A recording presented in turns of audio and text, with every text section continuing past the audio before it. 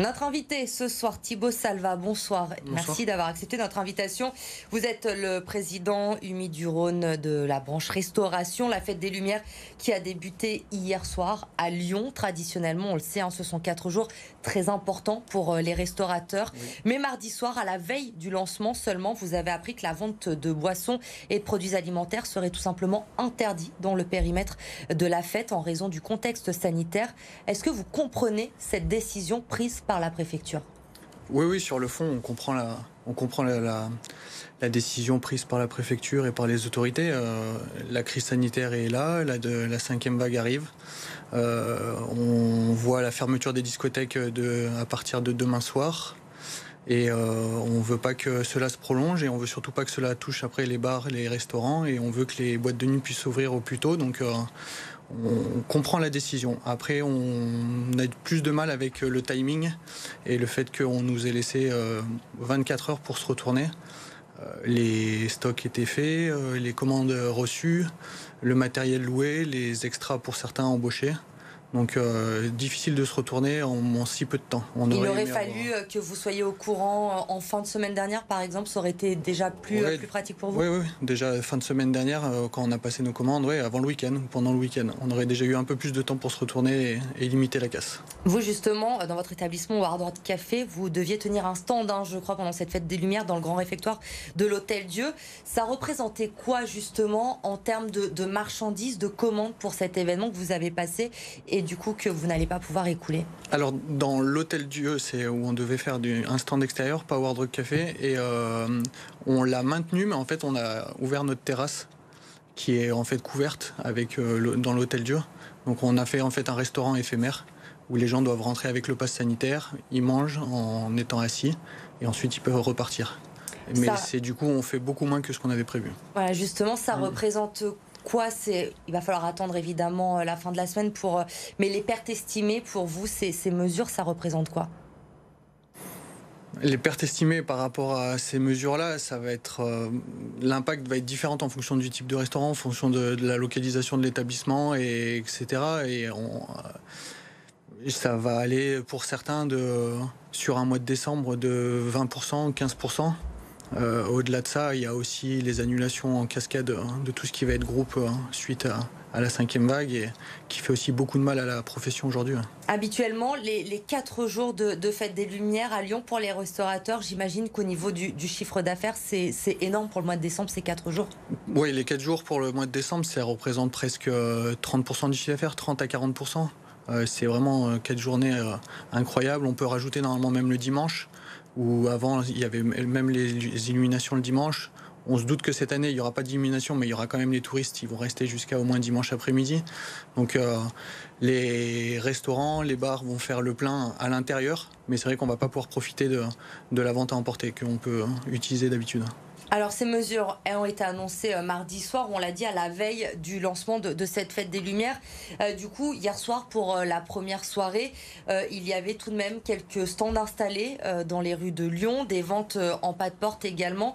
La préfecture a fait des contrôles, 9 verbalisations, 3 mises en demeure de fermeture administrative, 2 fermetures administratives pour la soirée d'hier. Est-ce que, selon vous, ce soir, les restaurateurs auront pris le pli? On ne verra plus ces stands dans les rues de Lyon? Alors j'ai fait un tour hier moi dans les rues de Lyon, et c'est vrai qu'il y a quand même dans la grande majorité les règles sont respectées, les gens jouent le jeu. Il y a toujours quelques contrevenants et quelques personnes qui même des fois sont extérieures à la ville de Lyon et qui viennent tenir des stands. Donc il y en aura toujours, mais il y en a quand même beaucoup moins que les années d'avant. La préfecture a fait un gros travail de sensibilisation, même si c'est dur à avaler pour l'ensemble de la profession. Les gens comprennent et font les efforts qu'il faut, mais voilà. C'est vrai qu'on aurait préféré le faire parce que c'est une grosse période pour nous, on sort de cette période Covid, on est en train d'y retomber un peu dedans. C'était un peu notre bulle d'air, mais voilà, on tient le cap et on espère que cette crise sera au plus vite derrière nous.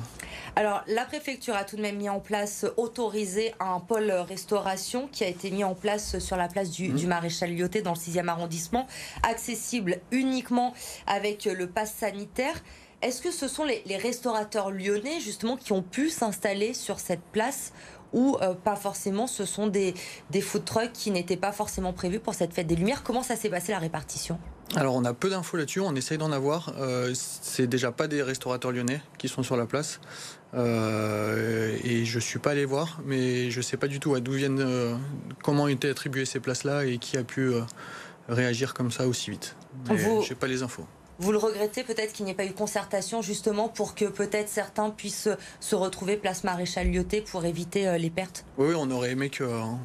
Alors, dans le temps, c'est 24 heures pour se retourner, c'est très compliqué. Monter un stand, etc., avoir un food truck, c'est compliqué, mais on aurait aimé au moins essayer d'être concerté, demander à des établissements qui sont sur Lyon, qui payent leurs impôts locaux, etc., qui créent de la richesse sur Lyon, de les installer sur cette place Maréchal Lyoté. Après, je dis pas que ça aurait été facile ou que ça aurait été faisable, mais au moins un petit semblant d'aller de l'avant et d'aller vers nous, quoi. Oui, parce qu'évidemment, comme on le dit, le timing était très court. Il y avait à peine 24 heures pour se retourner après ces annonces.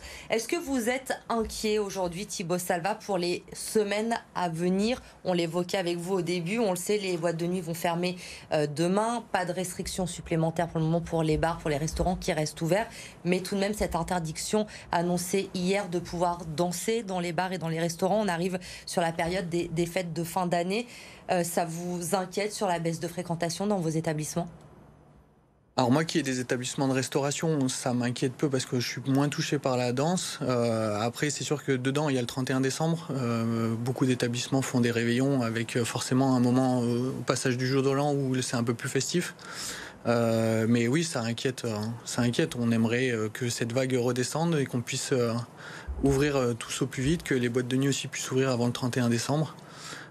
Mais oui, on est très inquiet de cette reprise épidémiologique. Cette période du mois de décembre, pour vous, elle est importante aussi. Évidemment, il y a la fête des Lumières, on l'a dit, les fêtes de fin d'année. Et puis, surtout le mois de décembre, il y a beaucoup aussi d'événements faits par les entreprises, les repas de fin d'année. Le secteur de l'événementiel est encore touché. On entendait cette semaine notamment des traiteurs qui nous disaient qu'ils devaient faire face à de nombreuses annulations puisque les soirées s'annulaient petit à petit. C'est le cas aussi pour les restaurateurs. On voit ces derniers jours des annulations en cascade. Oui, il y a des annulations en cascade aussi bien chez les restaurateurs que chez les traiteurs, que chez l'événementiel, des lieux juste de location.